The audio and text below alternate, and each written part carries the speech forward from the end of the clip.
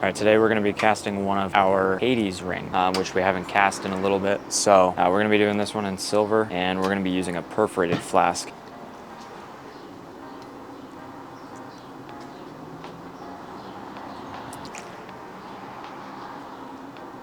I usually wet the gaskets just a little bit. All right, so I chose a great time to record. I didn't clear some of the footage off and it ran out of memory as I was casting. I did just cast this and I spilled silver everywhere, so kind of hoping to get that part.